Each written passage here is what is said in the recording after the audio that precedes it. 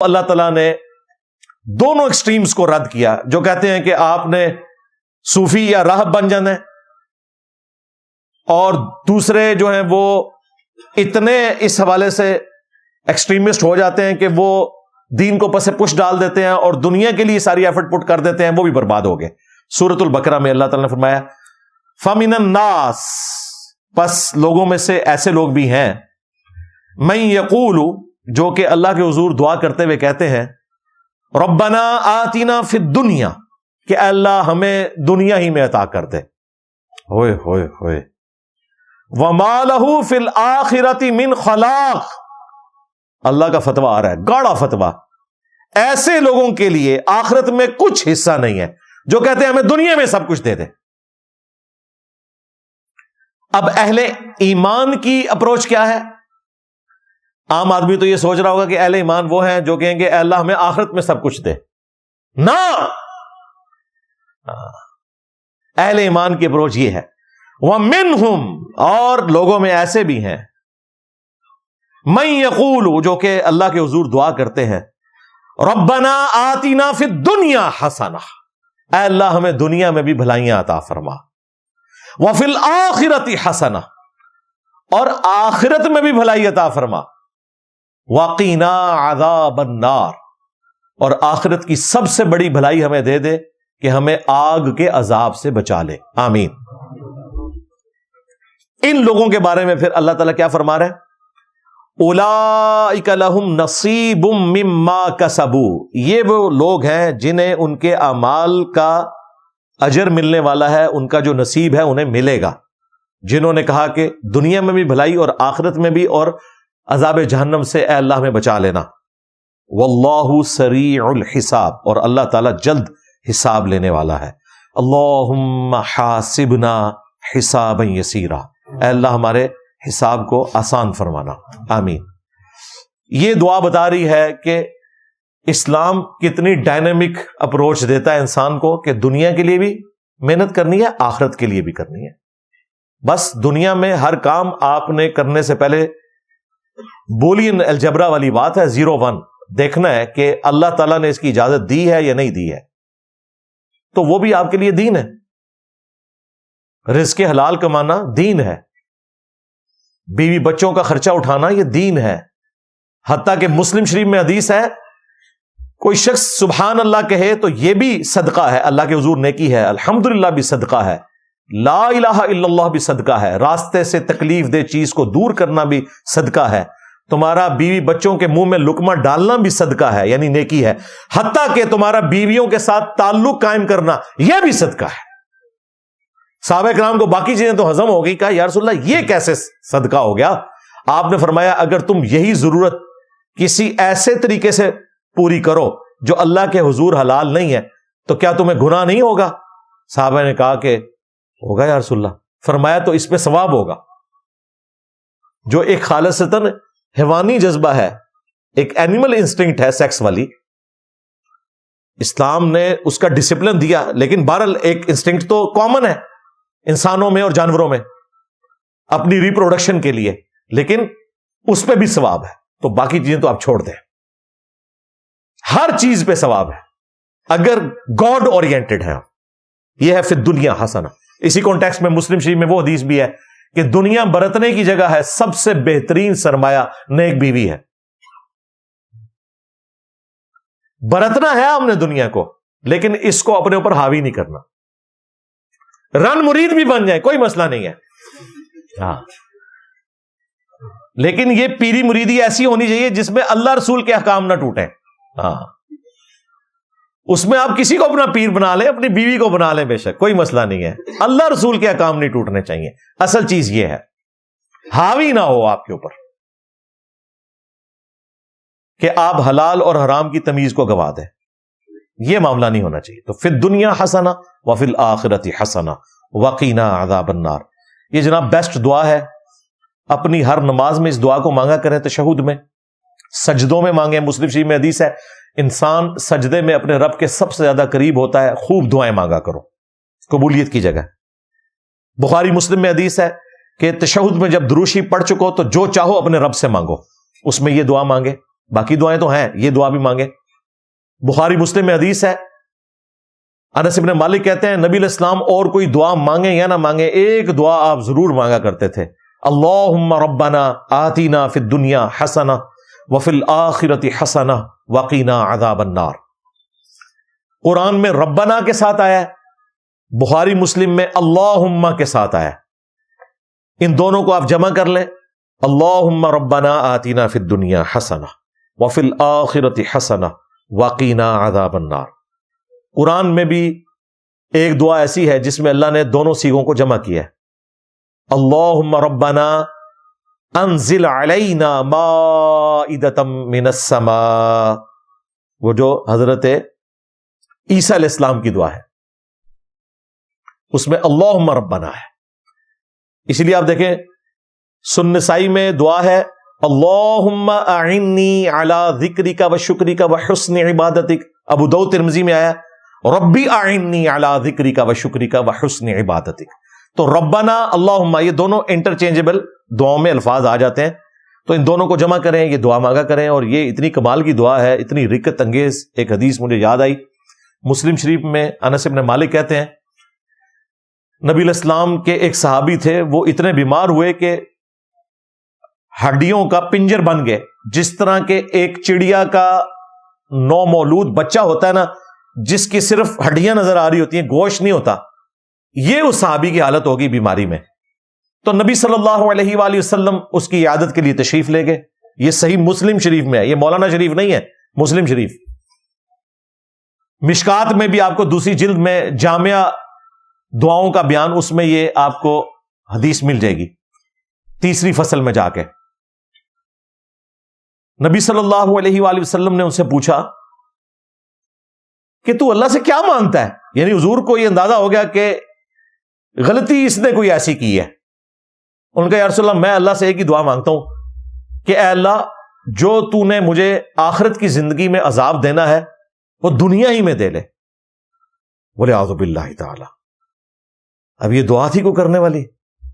نبی صلی اللہ علیہ وآلہ وسلم نے فرمایا سبحان اللہ، کیا تو دنیا میں یا آخرت کی زندگی میں اللہ کے عذاب کو برداشت کرنے کی طاقت اور ہمت رکھتا ہے جو تو اس قسم کی دعائیں کر رہا ہے؟ اور تجھے تو چاہیے کہ تو دعا کر ربنا آتینا فی الدنیا حسنہ وفی الآخرۃ حسنہ وقینا عذاب النار۔ اے اللہ دنیا میں بھی بھلائی دے، آخرت میں بھی بھلائی دے۔ بھائی اللہ سے مانگ رہے ہیں نا، تو کون سی کنجوسی کرنی ہے؟ عذاب والی بات ہی نہ رکھیں۔ بخاری مسلم میں حدیث ہے میں اپنے بندے کے گمان کے قریب ہوں، جیسا میرے بارے میں وہ گمان رکھے۔ امال بھی کرنے ہیں لیکن گمان پازیٹو رکھنا ہے،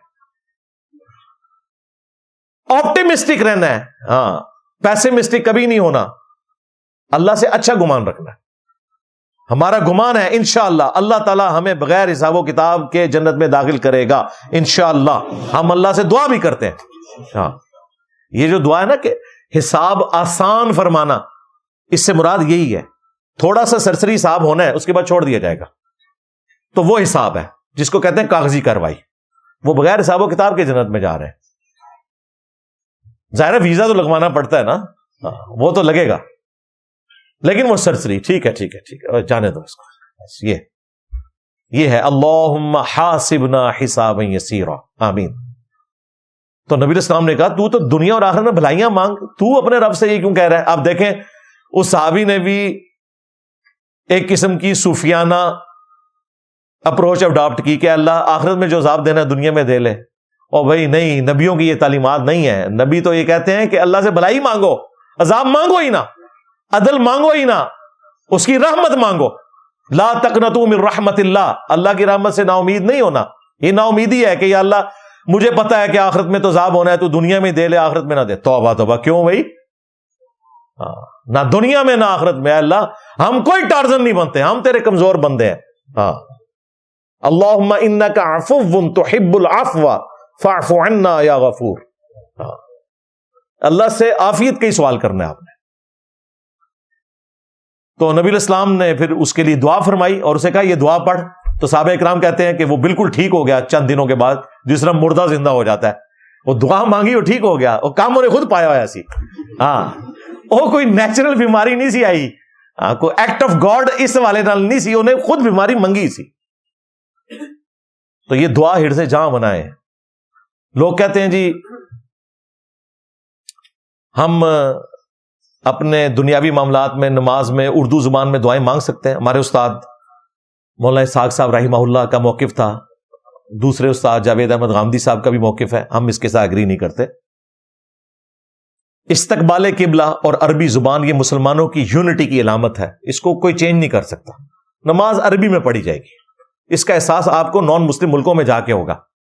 میں 2004 میں چائنا گیا, ہمیں تو چائنی کوئی نہیں آتی تھی, لیکن امام جب نماز کے لیے کھڑا ہوا, الحمدللہ رب العالمین الرحمن الرحیم, کوئی گیپ نہیں تھا. وہاں جا کے اندازہ ہوتا ہے کہ عربی زبان مسلمانوں کی یونٹی کی علامت ہے. اس لیے عربی کو چینج نہیں کرنا آپ نے. اور دوسری چیز قبلہ, ہاں ورنہ تو دیوبند والوں نے دیوبند کی طرف منہ کر کے نماز پڑھنی تھی, بریلی والوں نے بریلی کی طرف منہ کر کے نماز پڑھنی تھی. یہ اللہ کا شکر ادا کریں کہ یہ مسلمانوں کی یونٹی کی علامت ہے. تو عربی یونٹی کی علامت ہے. وہ کہتے ہیں ہم پھر دعائیں کیسے مانگیں؟ میں کہتا ہوں ایک دعا, ربنا آتنا فی الدنیا حسنہ وفی الآخرۃ حسنہ وقنا عذاب النار. بتاؤ دنیا کی کون سی دعا ہے جو اس سے باہر ہے؟ اچھی بیوی, اچھی اولاد, اچھی نوکری, اچھا رزق, اچھی صحت, یہ سب کچھ فی الدنیا حسنہ ہے. اچھی ڈگری, تعلیم میں کامیابی, یہ سب فی الدنیا حسنہ ہے. اور وفی الآخرۃ حسنہ, عذاب قبر سے بچنا ہے. آخرت مرتے شروع ہو گئی, میزان عمل پہ آسانی, وفی الآخرۃ حسنہ. حوض کوثر پہ آسانی, وفی الآخرۃ حسنہ. پل صراط پہ آسانی, وفی الآخرۃ حسنہ. جہنم سے بچنا, وفی الآخرۃ حسنہ. اور وقنا عذاب النار بھی ہے. تو جو دعا آپ نے کرنی ہے اپنے دل میں رکھیں اور یہ کلمات پڑھیں, اس کا ترجمہ ذہن میں رکھیں, اور کوئی دعا کرنے کی ضرورت نہیں. عربی میں دعا ایک ہی کافی ہے, ساری دعاؤں کو کفایت کر جاتی ہے. یہ دعا یاد رکھیں. آخر میں ایک حدیث کے اوپر آج کے ٹاپک کو کنکلوڈ کرتا ہوں, وہ اسی کے ساتھ جڑی ہوئی ہے, فی الدنیا حسنہ. صحیح مسلم میں امام مسلم نے تقدیر کے چیپٹر میں آلموسٹ 60 حدیثیں لی ہیں. بخاری میں بھی ہے تقدیر سے متعلق چیپٹر, لیکن مسلم شریف میں تفصیلاً ہے کتاب القدر chapter, the chapter of destiny. اس کی آخری حدیث ہے. امام مسلم تو انتہائی ذہین ترین آدمی تھے. اس کی وجہ یہ ہے کہ امام مسلم شاگرد ہے امام بخاری کے, اسی لیے بخاری شریف میں جو آپ کو کمزوریاں نظر آتی ہیں نا, خامیاں نہیں, کمزوریاں, وہ مسلم شریف میں نظر نہیں آتی, کیونکہ ان کے سامنے بخاری شریف کا ایک پیٹرن تھا, انہوں نے اس میں ویلیو ایڈیشن کی. مثلا سب سے بڑی ایک کمزوری ہے بخاری شریف میں, ایک حدیث کے مختلف جو طرق ہیں وہ سکیٹرڈ ہیں پوری بخاری میں, لیکن امام مسلم ایک ہی حدیث کے سارے طرق اکٹھے لیتے ہیں. اگر انہوں نے پہلی حدیث لی ہے نا مولا علی علیہ السلام سے کہ جس نے میری طرف جھوٹ منسوب کیا وہ اپنا مقام جہنم میں دیکھ لے, تو اس حدیث کو امام بخاری نے بھی لیا, لیکن بہت بعد میں جا کے امام مسلم نے اس حدیث کو حضرت علی سے لیا, مغیرہ ابن شعبہ سے, ابو ہریرہ سے, انس ابن مالک سے, جابر بن عبداللہ سے, عبداللہ ابن عباس سے, 6-7 صحابہ سے لیا, اور ساری حدیثیں اکٹھی لکھی. وہ سارے طرق ایک جگہ جمع کر لیتے ہیں تاکہ آپ کو پوری بات سمجھ آ جائے. بخاری شریف میں آپ کو ایک حدیث کے کئی طرق مختلف جگہ پہ اسکیٹرڈ فارم میں نظر آتے ہیں. اب سافٹ ویئر کی وجہ سے میں تو ڈھونڈ لیتا ہوں, میں وہ الفاظ ڈالتا ہوں کہ یہ حدیث اور کہاں ہے. ابھی یہ دارالاسلام نے جو بخاری پرنٹ کی ہے نا, اس میں ہر حدیث کے آگے انہوں نے ڈبے میں نمبر ڈالے ہوتے ہیں کہ یہ حدیث ایک اور طریق سے فلاں نمبر پہ بھی آئی ہوئی ہے, اور نمبروں میں آپس میں 2-2, 3-3 ہزار کا بھی فرق ہوتا ہے. امام مسلم نے یہ کام نہیں کیا, انہوں نے سارے طرق ایک جگہ جمع کیے, یہ ویلیو ایڈیشن کی ہے. کتاب القدر چیپٹر کی امام مسلم نے آخری حدیث لی. نبی صلی اللہ علیہ وآلہ وسلم نے ارشاد فرمایا, حضرت ابو ہریرہ رضی اللہ تعالیٰ عنہ اس کے راوی ہیں, آپ علیہ السلام نے فرمایا کہ قوی مؤمن اللہ تعالیٰ کو ضعیف مؤمن سے زیادہ پسند ہے. یعنی جو صحت مند مؤمن ہے نا, وہ کمزور مؤمن سے اللہ کو زیادہ پسند ہے. کیوں؟ ظاہر ہے طاقتور ہوگا تو دین کو پرفارم کر سکے گا, جہاد قتال کر سکے گا, دین پہ چلنا اس کے لیے آسان ہوگا. اگر صحت ہی نہیں اجازت دے گی تو اس نے کام آگے سے کیا کرنا ہے. قوی مؤمن اللہ تبارک و تعالیٰ کو کمزور مؤمن سے بڑھ کر عزیز ہے. پھر حضرت ابو ہریرہ ساتھ کہتے ہیں نبی الاسلام نے فرمایا اے ابو ہریرہ جو چیز تمہیں نفع دے اس کے لیے خوب کوشش کرو اور پھر اللہ سے مدد طلب کرو. دیکھنا کاہلی نہ کرنا, سستی نہ کرنا, اور پھر اگر رزلٹ تمہارے خلاف آئے تو کہنا جو اللہ کی مرضی. اگر مگر نہ کہنا, اگر مگر شیطان کا دروازہ کھول دیتا ہے. یہ پوری حدیث ہے. اب دیکھیں نبی اسلام نے کیا کہا کہ جو بھی چیز تمہیں نفع دے دنیا اور آخرت میں اس کے لیے کوشش کرنی ہے. کوشش کا ذکر پہلے کیا, پھر کہا اللہ سے مدد بھی طلب کرنی ہے. یعنی اسباب بھی اختیار کرنے اور مسبب الاسباب سے بھی اپنے آپ کو آزاد نہیں کرنا, لیکن سٹارٹ کوشش سے ہے. والذین جاہدوا فینا لنہدینہم سبلنا, جو لوگ ہماری راہ میں کوشش کریں گے ہم اپنی راہیں ان کے لیے کھولیں گے. یہ اللہ تعالیٰ کی طرف سے ایک ڈیوائن پلان ہے, یونیورسل ٹروتھ ہے جو قرآن میں ریویل ہوا کہ کک آپ نے مارنی ہے, کوشش آپ نے کرنی ہے, پھر اللہ تعالیٰ آپ کے لیے راہیں کھولے گا. اے ابو ہریرہ جو چیز تجھے نفع دے اس کے لیے کوشش کرنا, اللہ سے مدد طلب کرنا, اور پھر ساتھ فرمایا کاہلی نہ کرنا, سستی نہ کرنا. ہاں یہ نہیں ہے کہ محنت کوئی نہیں کیا اور پیپروں پہ دروشی پڑھ کے پھونک آئے, فیل ہو جاؤ گے انشاءاللہ, کیونکہ ہمارے نبی کی تعلیمات نہیں ہے. کوشش کرنا, اللہ سے مدد طلب کرنا, کاہلی نہ کرنا, سستی نہ کرنا. ہاں اب اگر رزلٹ تمہارے خلاف آیا نا پھر کہنا جو اللہ کی مرضی, میں نے تو کر لیا تھا. اس کا مطلب ہے کہ اللہ کی مرضی اس میں نہیں تھی. اگر مگر نہ کرنا, اسٹریٹجی کو آپ ریوزٹ کر سکتے ہیں کہ اب میں اس کو یوں کر لوں گا تو بہتری آ جائے گی, وہ الگ بات. لیکن جس کو کہتے ہیں لکیر پیٹنا, پیڑا پا کے بہ جانا, ہائے میرے نل کیا ہو گیا, نہ نہ نہ, یہ نہ شکری ہے. مولا علی کا قول ہے میں نے اپنے ارادوں کے ٹوٹنے سے اپنے رب کو پہچانا ہے. یعنی انسان کوشش کرتا ہے, حالات فیوریبل ہوتے ہیں, اس کے باوجود رزلٹ مرضی کا نہیں آتا. اس کا مطلب ہے کہ اللہ تعالیٰ کو کچھ اور منظور ہے, اللہ تعالیٰ کو کسی کی آزمائش منظور ہے, وہ اپنی جگہ. دعائیں اذکار صرف اس لیے ہے کہ تقدیر کا وہ حصہ ٹل جائے جس کا ٹلنا تقدیر میں لکھا ہوا ہے کہ دعا کی برکت سے ٹلے گا. جس طرح بخاری مسلم میں حدیث ہے جو چاہتا ہے کہ اس کی عمر دراز کر دی جائے, اس کا رزق کشادہ کیا جائے, وہ اپنے رشتہ داروں کے ساتھ حسن سلوک کرے, یعنی ان کے اوپر خرچہ کرے. اور حسن سلوک اخلاقن بھی ہو سکتا ہے, لیکن اصل چیز تو جیب ڈھیلی کرنا ہے جو مشکل کام ہے. تو تقدیر میں لکھا ہوگا کہ اس کی عمر اتنی ہے, اس کا رزق اتنا ہے, لیکن جب یہ اپنے رشتہ داروں پہ اتنا خرچ کرے گا تو میں اتنے سال اس کی عمر بڑھا دوں گا, یا اس کی عمر میں اتنی برکت کر دوں گا کہ کم وقت میں وہ زیادہ کام کر لے گا. یہ بھی تقدیر میں لکھا ہوا ہے. لہذا تقدیر بدلتی کوئی نہیں ہے, یہ ذہن میں رکھیے گا. تقدیر وہی بدلتی ہے جس کے بارے میں لکھا ہوتا ہے کہ اس نے بدلنا ہے, اور وہ آپ نے ایکٹ پرفارم کرنا ہے. ظاہر اللہ کے رولز ہیں. آپ اگر ننگے پاؤں سردیوں میں پھریں گے تو انشاءاللہ بیمار ہوں گے. آپ بسم اللہ الذی لا یضر پڑھ کر ساکٹ میں 2 انگلیاں دیں گے, انشاءاللہ تعالی آخرت میں پہنچ جائیں گے. آپ اعوذ بکلمات اللہ التامات من شر ما خلق پڑھ کے کوبرا سانپ کے منہ میں ہاتھ ڈالیں گے تو انشاءاللہ آخرت میں لینڈ کریں گے, کیونکہ آپ نے اپنے اوپر تقدیر کو خود غالب کیا ہے. جب تقدیر کوئی شخص اپنے اوپر خود غالب کرتا ہے پھر دعائیں اثر نہیں کریں گی. دعا ہے ناگہانی آفت, دیکھیں نا اس میں الفاظ ہے ناگہانی آفت. اس کے باوجود اگر کوئی آفت آ جاتی ہے دعا کے باوجود, تو یہ اب آپ کی آزمائش ہے جو ہم اتنی آیات ڈسکس کر چکے کہ وہ اللہ نے آزمانا ضرور ہے. تو دعا والا سلسلہ, دعا کا پروٹوکول جامعہ ترمذی میں آیا کہ آپ نے اللہ کی حمد اور درود شریف پڑھ کے اللہ کی طرف متوجہ ہونا ہے, اللہ تعالیٰ محروم نہیں لوٹائے گا. دعا آپ نے مانگنی ہے. اسی طریقے سے جامعہ ترمذی میں آیا کہ جو شخص یہ چاہتا ہے کہ مشکل میں اس کی دعا سنی جائے تو اسے چاہیے جب وہ خوشحال ہو اس وقت بھی اپنے رب کو یاد کرے.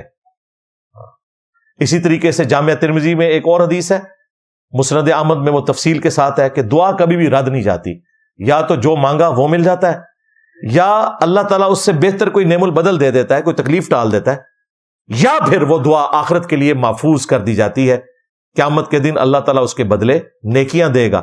جب صحابہ کرام نے یہ سنا تو ان کا ایٹیچیوڈ کیا کمال تھا، انہوں نے کہا یا رسول اللہ اگر دعا ہر حال میں قبول ہو رہی ہے تو ہم تو پھر بہت زیادہ دعائیں مانگا کریں گے۔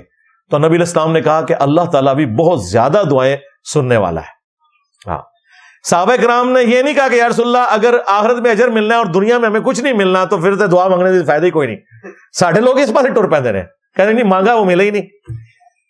صحابہ کرام کو جب بتایا گیا کہ جی دعا قبول ہونی ہے، یا تو جو مانگا مل جائے گا یا اس کے بدلے کوئی نعم البدل دے گا، وہ اللہ نے ڈیسائیڈ کرنا ہے کہ تمہارے لیے کون سی چیز بہتر ہے، یا پھر آخرت میں نیکیاں مل جائیں گی۔ تو انہوں نے کہا پھر تو ہم زیادہ مانگیں گے کہ یہ تو ضائع ہی نہیں جانی، دعا کبھی بھی ضائع نہیں جاتی۔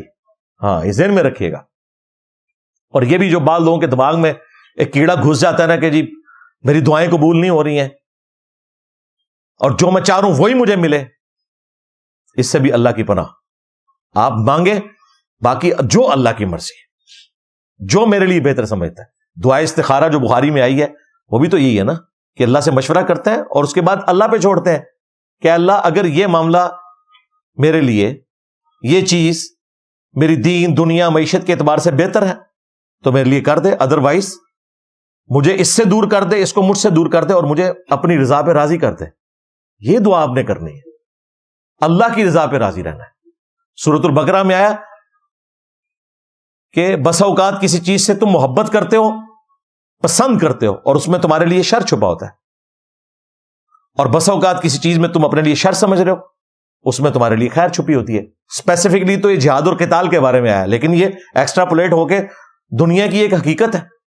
دنیا میں ہر انسان کی زندگی میں ایسے لمحات آتے ہیں کہ وہ کہتا ہے کہ یار یہ جو میرے ساتھ ہو گیا میری تو زندگی برباد ہو گئی، اور کئی سالوں کے بعد وہ کہتا ہے کہ وہ جو میرے ساتھ ہوا تھا نا، شکر ہے کہ میرے ساتھ وہ ہو گیا تھا، ورنہ آج میں اس مقام پہ نہ پہنچتا۔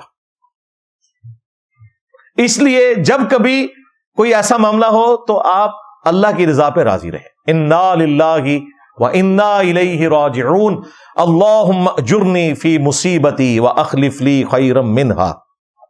ایک اور دعا ہے سورہ بنی اسرائیل میں، ربی ادخلنی مدخل الصدق واخرجنی مخرج الصدق واجعلنی من لدنک سلطانا نصیرا۔ یہ نبی علیہ السلام کو دعا سکھائی گئی تھی۔ آپ تو بڑے غم کی حالت میں مکہ شریف چھوڑ رہے تھے کہ 52 سال میں نے زندگی کے یہاں گزارے۔ لوگ مدینہ مدینہ کرتے ہیں، یقیناً مدینے کا مقام مکے سے زیادہ ہے، لیکن ایک دوسرا اسپیکٹ ہے کہ مدینہ شریف میں حضور کی زندگی کے صرف 11 سال ہیں، وہ بھی 10 سال ہی بنتے ہیں آلموسٹ، اور مکے میں 52 سال ہے۔ بڑی مشکل سے چھوڑا، حضور تکلیف میں تھے۔ ترمذی میں الفاظ ہیں، آپ علیہ السلام کعبے کی طرف دیکھ رہے تھے کہ تو اس دنیا میں مجھے سب سے بڑھ کر محبوب ہے، لیکن تیرے لوگ مجھے یہاں رہنے نہیں دیتے، چھوڑ کے چلے گئے۔ اللہ تعالیٰ نے دعا سکھائی، ربی ادخلنی مدخل الصدق واخرجنی مخرج الصدق۔ اے اللہ اب اپنی مرضی سے تو مجھے جہاں پہ داخل کرنے لگا ہے نا، سچائی کے ساتھ مجھے وہاں داخل کرنا مدینہ شریف میں، اور یہاں مکہ شریف سے جو مجھے نکلنا پڑ رہا ہے تو سچائی کے ساتھ تو نے نکالنا ہے مجھے، اور اپنی طرف سے میرے لیے مدد فراہم کرنی ہے۔ اور پھر ایسی مدد فراہم کی کہ 13 سالہ تبلیغی دور جو مکے کا تھا اس میں صرف 125 بندے مسلمان تھے، اور اگلے 13 سالوں میں رومنس اور پرشینز بھی مسلمانوں کے قدموں میں ڈھیر ہو چکے ہوئے تھے۔ اتنی بڑی ریولوشن آ گئی۔ تو یہ دعا بھی پڑھا کریں۔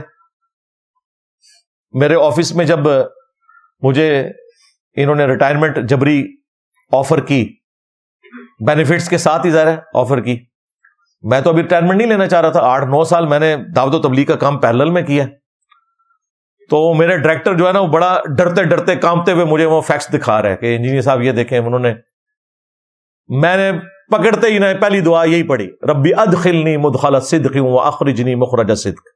مجھے یاد تھا کہ نبی علیہ السلام کے لیے کامیابی کے دروازے کھلے ہی اس کے بعد تھے، اور دوسری دعا وہی انا للہ وانا الیہ راجعون اللہم اجرنی فی مصیبتی واخلف لی خیرا منہا، اور تیسری اصحاب الکہف کی دعا ربنا آتنا من لدنک رحمہ وہیئ لنا من امرنا رشدا۔ تو دیکھ لیں 2017 میں یہ میرے ہاتھ میں کاغذ آیا جب ہمارے سبسکرائبر 1 لاکھ سے بھی کم تھے، اور 2017 سے آج 2025 ہے، اور اب دیکھیں اس وقت دنیا میں یہ نہیں کہتا کہ انجینئر ہو رہی ہے، بلکہ کہتا ہوں میں نبی سا ہے ہی کوئی نہیں، تیرے بابے تھے شے ہی کوئی نہیں۔ صلو علی محمد و آل محمد، اللہم صلی علی محمد وعلی آل محمد واصحاب محمد وازواج محمد وامت محمد اجمعین الی یوم الدین، آمین۔